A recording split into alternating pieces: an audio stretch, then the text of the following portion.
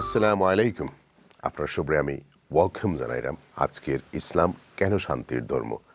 আমরা কয়েকটা এপিসোডে ভাগ করছি, তো আমরা আজকে একটা এপিসোড নিয়ে আলাপ করবো। কিন্তু আজকে আমরা গেস্ট ডক্টর আব্দুল বারী। আপনারা অনেকের সুপরিচিত, আপনারা সবাই ছিলেন একজন শিক্ষাবিদ, একজন লেখক অ্যান্ড মেইনলি অ্যাপারেন্ট কনসালটেন্টস। অনেক জিনিস নিয়ে গবেষণা করেন, সমাজে অনেক বছর দিয়েছেন। ইসলামের মসজিদে প্রায় 11 years লিড করছেন ইসলামের মসজিদ, MCB 4 years, many other things. আজকে ওনার সাথে আমরা আলাপ করবো। আজকের সাবজেক্টটা থাকবে আমরা ইসলামের দান ও সাদাকা। আসসালামু আলাইকুম। ওয়ালাইকুম আসসালাম ওয়া রাহমাতুল্লাহ। বারী ভাই কেমন আছেন? আলহামদুলিল্লাহ, আপনি ভালো? আলহামদুলিল্লাহ। কষ্ট করে আসার জন্য স্টুডিওতে ধন্যবাদ আপনাকে। ইসলামের দান এবং সাদাকার গুরুত্বটা একটু আমাদেরকে বলেন আপনি। ইসলাম তো শান্তির ধর্ম আমরা বলি, এবং সালাম বা সিলম থেকে পিস থেকে এসেছে। পিস সালামের আরেকটা অর্থ হলো SLM, যেটা বলা হয় আর কি, সেটা হলো আত্মসমর্পণ। আমরা আল্লাহর কাছে আত্মসমর্পণ করতে শিখেছি রাসূল পাক সাল্লাল্লাহু আলাইহি ওয়াসাল্লামের আনা দিন অনুযায়ী, এবং এই অনুযায়ী জীবনযাপন করলে, আল্লাহর নির্দেশ মতো চললে আমাদের জীবনে শান্তি আসবে। সুতরাং এই হিসাবে ইসলামটা শান্তির ধর্ম এবং মুসলমানরা শান্তিপ্রিয় জাতি। হ্যাঁ, দুনিয়াতে চলতে গেলে মানুষের সমাজের মধ্যে বিভিন্ন ধরনের মানুষ থেকে তাদেরকে হ্যান্ডেল করা, নিজেদেরকে হ্যান্ডেল করা, সমাজকে হ্যান্ডেল করা, এগুলো ইসলামের নিয়ম নীতির মাধ্যমে যদি চলে তাহলে পরিপূর্ণ শান্তি দুনিয়াতে পাওয়া যাবে না, একমাত্র জান্নাতে পাওয়া যাবে। এবং রাসূল পাক সাল্লাল্লাহু আলাইহি ওয়াসাল্লামের সময় যে কষ্ট তিনি করেছেন, ওই পরিবেশ আমরা তৈরি করতে পারবো না। তিনি নবী ছিলেন। আমরা সাধারণ মানুষ হিসাবে দুনিয়াতে মানে মন্দটাকে কম করে ফেলতে পারি, সরিয়ে দিতে পারি, ভালোটাকে প্রসারিত করতে পারি, এই চেষ্টা করতে পারি আমরা। দান ও সাদাকার উপর ইসলাম এতটা গুরুত্ব দিয়েছে কেন? মূল কারণ হলো যে আল্লাহ তাআলা যেমন ইসলামের 5টা স্তম্ভ আছে, 5টা স্তম্ভের মধ্যে বিশ্বাস তো মৌলিক, তারপরে হলো সালাহ বা নামাজ, এরপর হলো জাকাত। জাকাত হলো পিউরিফাই ইউর ওয়েলথ।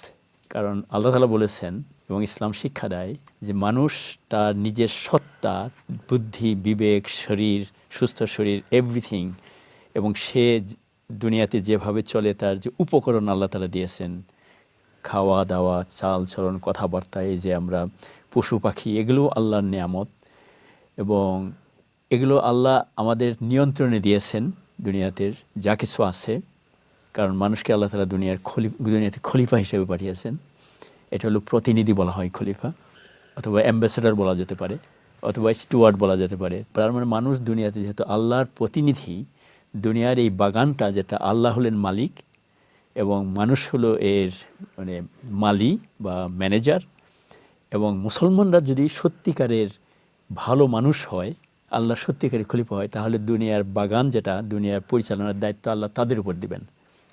তো ইসলাম প্রথমে যখন আসে রাসূল পাক সাল্লাল্লাহু আলাইহি ওয়াসাল্লামের মাধ্যমে, 1000 বছরের মতো মুসলমানদের একটা সিভিলাইজেশন ছিল, সাম্রাজ্য আমি বলবো না, সিভিলাইজেশন ছিল।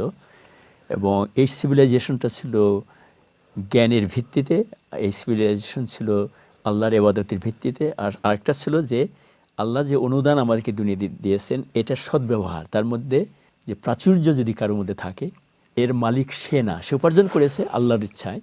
সুতরাং এটার শুকর আদায় করার জন্য আল্লাহ প্রথমে জাকাত ফরজ করেছেন তার সঞ্চিত সম্পদের। আর বাকি জিনিসটাও যেহেতু এগুলো আল্লাহর অনুগ্রহ থেকেই, আল্লাহর মধ্যে যারা কমতি আছে, যাদের উপার্জন কম, তাদেরকে যেন তারা সাদাকা দিতে পারেন। জাকাত একটা কম্পালসারি ফরজ, আর সাদাকা হলো নফল বা সুন্নাহ। এবং সাদাকার গুরুত্ব ইসলামে খুবই বেশি, জাকাত তো এটা ফরজ। জি, থ্যাংক ইউ। দান সদকার মাধ্যমে কি আল্লাহর সন্তুষ্টি লাভ করা যায়? অবশ্যই, কারণ মানে আল্লাহ তাআলাই আমাদেরকে এটা করতে বলেছেন।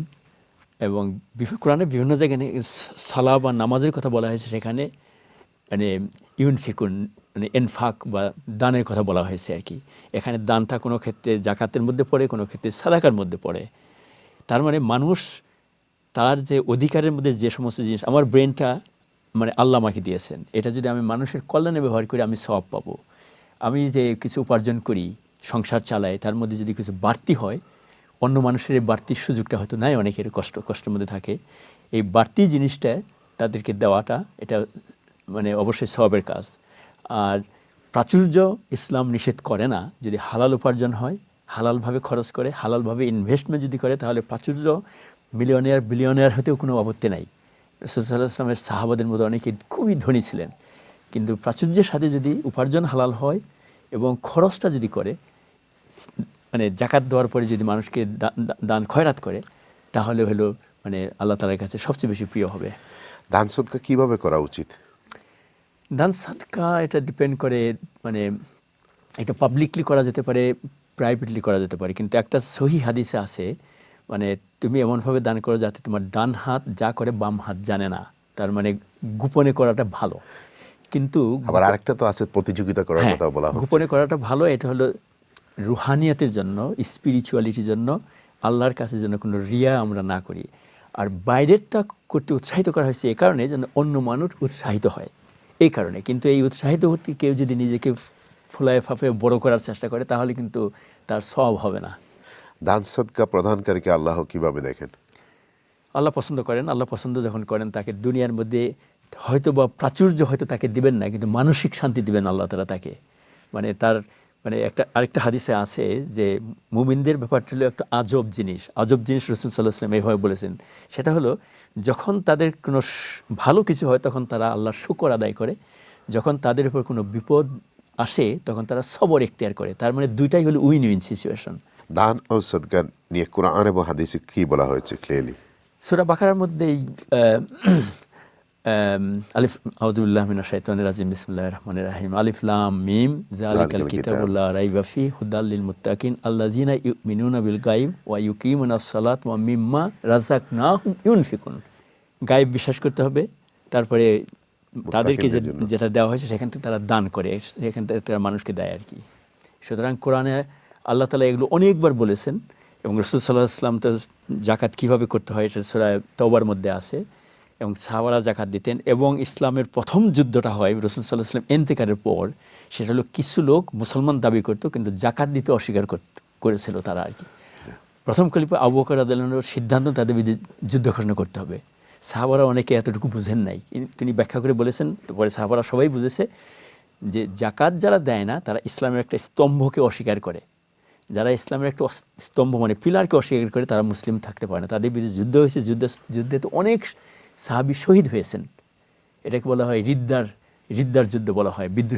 বিদ্রোহীদের বিরুদ্ধে আবু বকর রাদিয়াল্লাহু আনহু সাহাবারা যুদ্ধ করেছেন। আমাদের নবী মুহাম্মদ মুস্তাফা সাল্লাল্লাহু আলাইহি ওয়াসাল্লাম তার সমগ্র ধন সম্পদ মানবতার কল্যাণে দান করেছেন। তার সেই স্যাক্রিফাইস থেকে আমরা কি শিক্ষা লাভ করি? তিনি আমাদের আদর্শ, তিনি রাহমাতুল লিল আলামিন, বিশ্ব জাহানের তিনি, যতগুলো বিশ্ব আছে দুনিয়াতে, আমাদের এই ইউনিভার্স একটা আছে, এর বাইরেও আছে, 7 হেভেন আছে, তার তিনি রাহমাত আলামিনের রাহমাত। আর একটা হলো তিনি ছিলেন আমাদের আদর্শ, উসওয়াতুন হাসানা। তিনি ধনী ছিলেন না। বিয়ের পরে খাদিজা রাদিয়াল্লাহু আনহা, তার প্রথম স্ত্রী, তার সম্পত্তি থেকে রাসূল সাল্লাল্লাহু আলাইহি ওয়াসাল্লামের জন্য মানে তিনি বলে দেন, সমস্ত খরচ সেখান থেকে করেন। কিন্তু তারপরে মদিনায় যখন আসেন অতি সাধারণভাবে চলতেন। মাঝে মাঝে মানে হাদিসের মধ্যে লেখা আছে পেটে পাথর বেঁধে চলতেন। এবং তার মানে আয়েশা রাদিয়াল্লাহু আনহা তার মৃত্যুর পরে বলেছেন, মানে এখন মানে ইসলামের যখন প্রসার হয় তখন অনেক সম্পত্তি আসে। তিনি বলেছেন রাসূল সাল্লাল্লাহু আলাইহি ওয়াসাল্লাম তার সাহাবারা তারা অনেক সময় না খেয়ে থাকতেন, এবং এর জাতীয় অনেক সুন্দর সুন্দর ঘটনা আছে। তো তার যা কিছু ছিল তিনি মৃত্যুর আগে এটাকে ওসিয়ত করে দিয়েছেন, এটা যেন তার ঘরের মধ্যে তার পার্সোনাল কিছু থাকে না, এবং তিনি ওসিয়ত করে দিয়েছেন। এবং মানে আয়েশা রাদিয়াল্লাহু আনহা এবং তার বংশের লোকেরা সেগুলো মানুষকে বিলিয়ে দিয়েছেন। আমরা কি কিছু শিখতে পেরেছি এগুলো থেকে? আমাদের শিক্ষাটা তো পিছনে পড়ে গেছি আমরা। আমাদের মধ্যে যারা দুনিয়াতে ইতিহাস তৈরি করেছেন, সাহাবারা ইতিহাস তৈরি করেছেন, তাবেঈন, এবং প্রত্যেক জমানার মধ্যে শ্রেষ্ঠ ইমাম এবং শাসকদের মধ্যে যদিও পরবর্তী সময় কিংশিপ চলে আসে, রাজা ছিলেন, রাজাদের মধ্যে অনেকে তাদের ব্যক্তিগত জীবন ছিল মানে খুবই সুন্দর জীবন ছিল, বর্তমান রাজা বাদশাদের মতো ছিলেন না তারা আর কি। ফলে রাসূল সাল্লাল্লাহু আলাইহি ওয়াসাল্লামের পরে থেকে এখন পর্যন্ত ভিতরে অনেক মানুষ আছে যারা রাসূল সাল্লাল্লাহু আলাইহি ওয়াসাল্লামের সুন্নাহ তার জীবনটাকে ফলো করার চেষ্টা করে। আমরা হয়তো তাদেরকে জানি না। সমস্যা যেটা হয়েছে আমাদের বর্তমান শাসক শ্রেণী এবং সাধারণ মানুষ যারা সমাজের মধ্যে নেতৃত্বের, যাদের দেখা যায় যে সামাজিক বা বিভিন্ন কারণে নেতৃত্ব দিচ্ছে, তাদের মধ্যে আমরা এটা প্রতিফলন কম দেখি।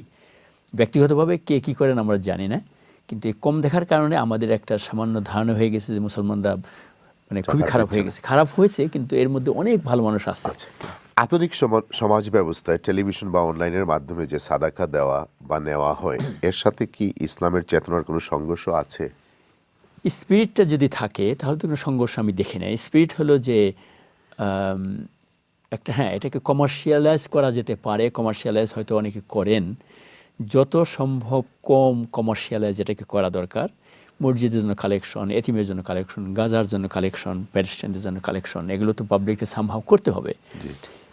এটা ডিপেন্ড করে টেলিভিশন বা যারা চালান তাদের মানসিকতার উপরে। সব পাবেন কি পাবেন না তাদের নিয়তের উপর ডিপেন্ড করবে, এটা আমরা জানি না। যারা এটাকে কালেকশন করেন, যারা পয়সা দেন, তাদেরও কার্ডটা আল্লাহ তাআলা গ্রহণ করবেন না, এটাও আমরা জানি না। সুতরাং এটা আল্লাহর উপর ছেড়ে দেওয়া দরকার আমাদের। জি। কিন্তু যদি প্রতিযোগিতা করেও মানুষ এটা দেয়, তাহলে তার নিয়ত যদি সহি থাকে তার পুরো যা পেয়ে যাবে, এটা আমরা বিশ্বাস করি। Thank you. ভিউয়ার্স, আমরা ডক্টর বারীর সাথে দান এবং সাদাকা নিয়ে আলাপ করতেছি। আমরা ছোট্ট একটা বিরতির যাইব, বিরতির পরে আমরা কন্টিনিউ করবো। Let's go for a break.